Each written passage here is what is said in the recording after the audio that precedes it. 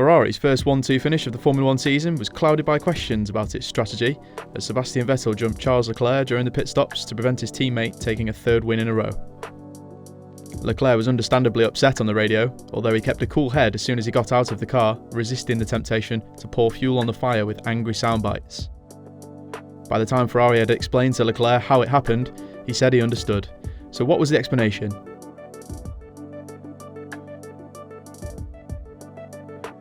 Leclerc deliberately drove slowly in the early phase of the race under instruction from Ferrari, keeping the field compact to prevent Ferrari's rivals from being able to attack by making early pit stops. Eventually, some of the midfield cars realised they could run in clear air by dropping back with a pit stop, and that began to create gaps for the big teams to look at. When Ferrari spotted that Red Bull was getting ready for Max Verstappen to make his pit stop at the end of lap 19, it made the late decision to call Vettel in as well. There were two reasons for this: to protect Vettel from being undercut by Verstappen, and to give Vettel a chance of jumping ahead of Lewis Hamilton, who wasn't coming in on that lap. Vettel was 3.6 seconds behind Leclerc when he pitted, a gap Ferrari believed was big enough to allow the race leader to come in a lap later and retain his position at the front. When Vettel rejoined the race 31.7 seconds behind Leclerc, all the talk on his radio was about pushing in a bid to jump Hamilton for second. At this stage, Ferrari was oblivious to the fact that its second car was inadvertently attacking its leader.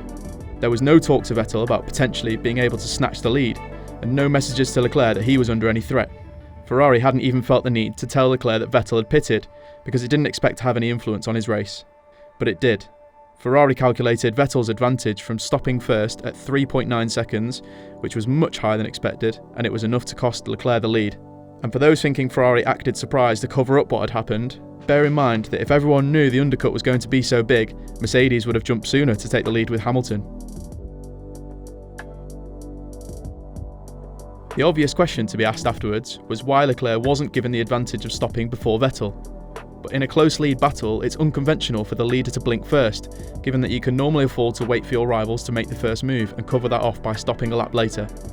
Ferrari calling Leclerc in before the other lead runners would have been a risk, because if he ended up in traffic, the chasing cars could have stayed out to build a gap. In this case, Vettel was fortunate that he'd been running third rather than second. He was called in before Leclerc because he had the target of jumping Hamilton for second, an opportunity he wouldn't have been granted had he been running second to Leclerc in the first stint. Ferrari considered swapping the positions of its cars, given there had been no intention to cost Leclerc the win. But with nothing at stake in the championship, all that mattered in the end was the 1-2 finish. In the words of team boss Mattia Binotto, it didn't matter if it was viewed as a 1-2 or a 2-1. And if it hadn't reacted to Verstappen's stop with Vettel, the result could have been a 1-4.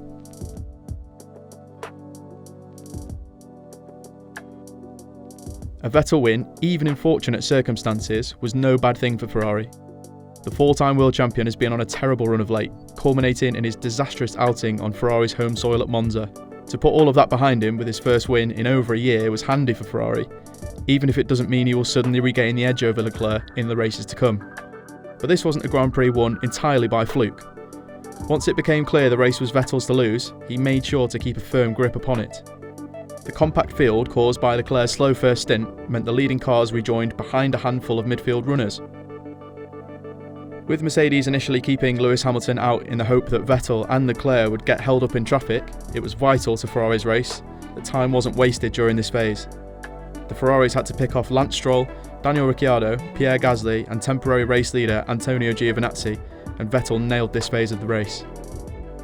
In the time it took both Ferraris to clear the interlopers, Vettel pulled 5.3 seconds on Leclerc, ballooning the gap at the front to 6.6 seconds. Vettel also had to deal with 3 safety car restarts, but each time he got the jump on Leclerc to protect his lead. Yes, Vettel was handed the opportunity to win on a plate, but it was up to him to make sure Leclerc didn't get a chance to grab it back.